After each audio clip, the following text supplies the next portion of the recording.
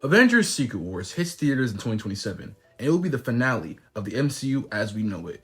We won't be getting a hard reboot, but a soft one that's familiar and different.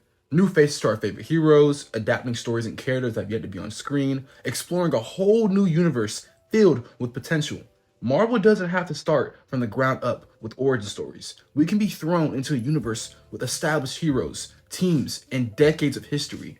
I know it'll be sad to say goodbye to what we know, but I am extremely excited to see what comes. So in this video, I will be crafting the MCU post Secret Wars, starting with Phase 1. When crafting this new universe, I wanted to hit the ground running. Establish characters with little to no origin stories, heroes have their rogue galleries, teams have been formed, deaths have happened. I want this universe to be accessible for any newcomer to hop into and experience, but feel familiar to longtime fans. I didn't want to kick things off with any Avengers or the Fantastic Four because we already built from the ground up with Avengers, and the Fantastic Four will be too recent considering that they'll probably be in the center of Avengers Doomsday and Secret Wars. So the first project will be a group of characters that have been long overdue in the MCU. The Uncanny X-Men will be the first film in this phase. I want the story to be pretty traditional, keeping things simple while also opening doors for more grandiose ones. The X-Men versus Magneto and the Brotherhood of Evil Mutants, X-Men versus Sentinels are easy picks and would definitely work, but I want to do something that hasn't been done before. So the villain of this movie will be the infamous Mr. Sinister. A perfect choice considering his visceral relationship with the movie's main man, Scott Summers' Cyclops. Cyclops is the X-Man, so he deserves to be the lead of the movie the same way he's the leader of the team. As for the team, I want it to be a mix of veterans, fan favorites, and unknowns. I really want fresh young faces like Armor and Oya to be there alongside characters like Xavier, Beast, Iceman, and Rogue. The great thing about the X-Men is that it has a huge ensemble cast. We can have a group of characters on the team that we're following for the movie, but also just see some hanging around the mansion. But there are also some characters that I don't want in the movie. For example, Wolverine. I know we love him, but I don't want him to overshadow other characters. I want him to be an active member that gets mentioned, but he doesn't have to be there. Plus, we already have a whole saga of X-Men movies with Logan in the forefront, so he can afford to sit out for now. Storm. Another fan favorite veteran that will be mentioned, but I have other plans for her. Jean Grey. I want her to be a character that haunts the team, especially Scott Summers. The Dark Phoenix saga already happened, and her death is memorialized. Emma Frost will be Scott's partner throughout the films, but this time with no psychic cheating involved. The story will be Mr. Sinister's obsession with the X gene, leading him to find a cure for it and using it as a bargaining chip to sway the government into destroying mutants, all while he secretly plans to capture them for his own sick gain. You will see a glimpse of the world they live in, news stories speculating if Spider-Man is a mutant, mentions of past interactions with heroes like Captain America, the Fantastic Four, and Miss Marvel, maybe even cameos from characters like Deadpool, Juggernaut, and hints of Magneto joining the team. A story about oppression, pride, and companionship. An X-Men film serving as the gateway into the brand new universe. The next project will be Spider-Man Brand New Hero. This will be the next installment of Holland's sequel trilogy, and I feel like by this point, he will start transitioning out of the role. So in this movie, Miles Morales will be introduced. Peter becomes a mentor / big brother figure to the newly spider-bitten Miles, a parallel to Tony and Peter's relationship. There's plenty of stories you can tell. You can take heavy inspiration from Spider-Verse movies and the Insomniac games. The symbiote can be a factor in this movie, maybe a ghost from Peter's past. I don't think it matters all that much as long as you focus on introducing Miles into the fold.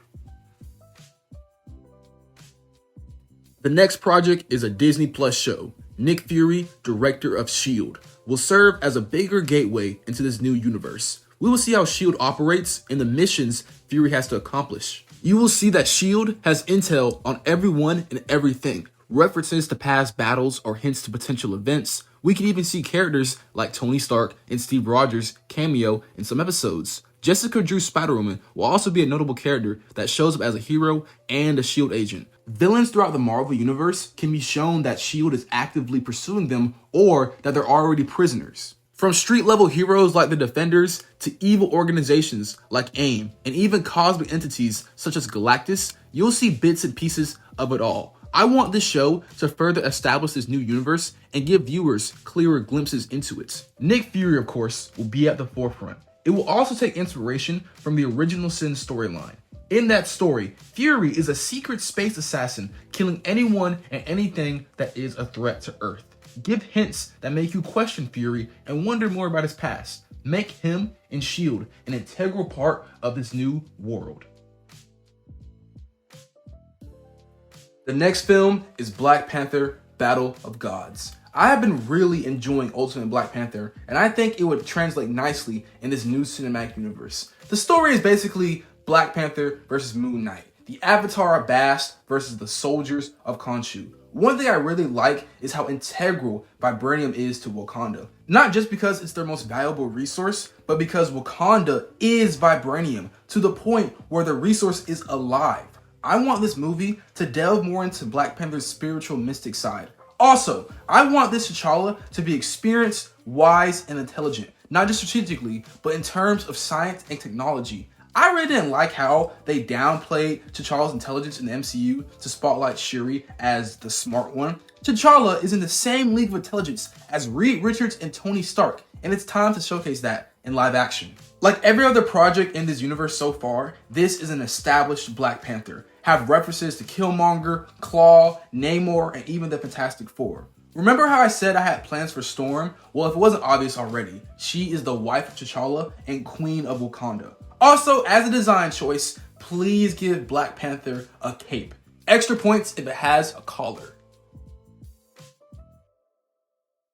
Next project is a film, The Hulk. The big green Goliath is long overdue for its own standalone film. I find it absolutely insane that we haven't had a Hulk film since 2008. By the time this new universe starts, that will be over 20 years since we've seen the Hulk on screen by himself. No way the Guardians of the Galaxy has had an entire trilogy before the Hulk can get one sequel. Just like everything else, the Hulk is established. He's had his fair share of adventures. Thunderbolt Ross is a thorn in his side. He's had fights with characters like Abomination and is even an Avenger.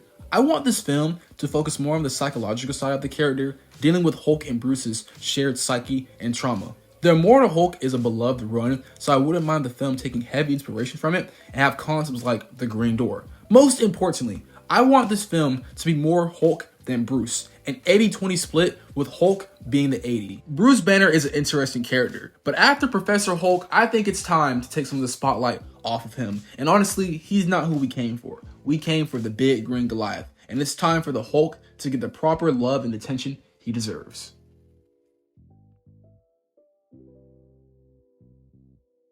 The next film in this phase will be one that sets up and showcases the cosmic side. Nova is a character long overdue for a live-action movie. We got the Nova Corps in the Guardians movies, but they never seem to pull the trigger on Richard Rider or Sam Alexander. Speaking of the two, the man leading the movie will be Richard Rider. Sorry, Sam, it's not quite your time yet. Unlike the other projects in this phase, Nova will be an origin story. The character is relatively unknown to the general audience, so I feel like starting from square one is warranted. Like I said, I want this to be a film that is the gateway to the cosmic side of this new universe. A sci-fi coming-of-age story exploring the Nova Corps and its mythos. Hints and teases to who and what's out there. Nova is usually at the front lines of Marvel's cosmic affairs, and so his movie will serve the purpose of expanding the universe and also giving us a compelling character to follow throughout. The next project will be another Disney Plus show, The Man Called Wolverine. In this show, each episode will take place in different periods of Logan's tragic life. Episode 1 can be about his life after he first left home, living in the woods, and his first deadly encounter with Sabretooth. Episode 3 can be about his time in Japan, dueling the Silver Samurai, and falling in love with Mariko. Episode 5 can be about him in World War II, fighting alongside Captain America. The last episode, episode 8, can be about how he joined the X-Men and became one of the most revered members. I want this show to not just depict Logan as stabby, grumpy guy, but as a tragic individual, cursed by nature and tormented by man, but regardless of all his sorrow, he still not only tries to be a good man, but a hero. When he joins the X-Men, I want his depiction to take inspiration from X-Men Evolution and make him more of a leader and mentor to the team. People tend to forget that he's the oldest person there, so he's not only packed with experience, but wisdom. Also, the brown and yellow suit is a must.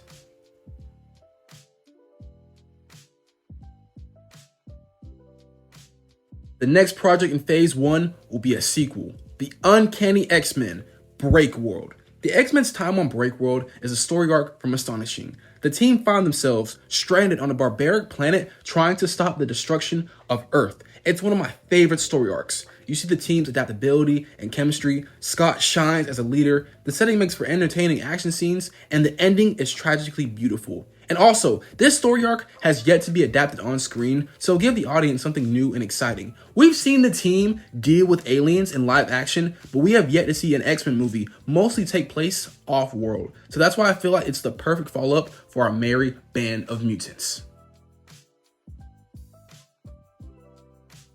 The final movie in Phase 1 will be honoring the tradition of ending things off with an Avengers film. The Mighty Avengers will take inspiration from Bendis' New Avengers. The story will be about a huge breakout of villains. The Avengers have to round up as many as they can while also solving the mystery of who was behind it. After the last couple Avengers films being about cosmic battles for the sake of the universe, I think the first film of this new universe should take a step back and deal with something a bit more grounded.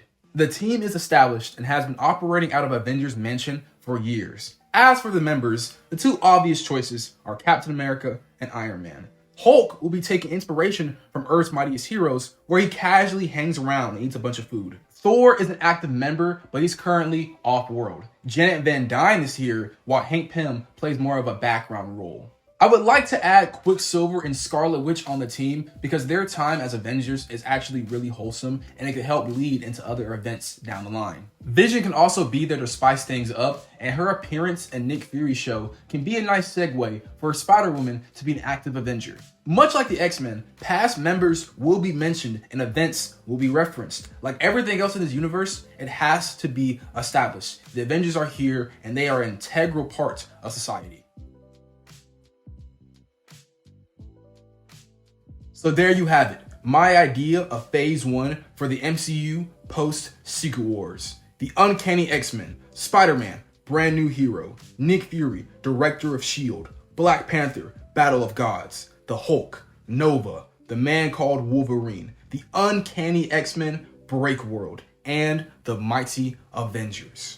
I wanted this new universe to feel fresh and exciting, keeping things familiar while also introducing new ideas. I didn't want to waste time with origin stories, but drop viewers right into an established, connected universe. My ultimate goal was to create a Phase 1 that touches all corners of the Marvel Universe, from the streets to the cosmos, to make a universe beaming with exciting potential. Now, if you're asking who I would cast in some of these roles, I haven't given it much thought, but I do have some characters and actors in mind.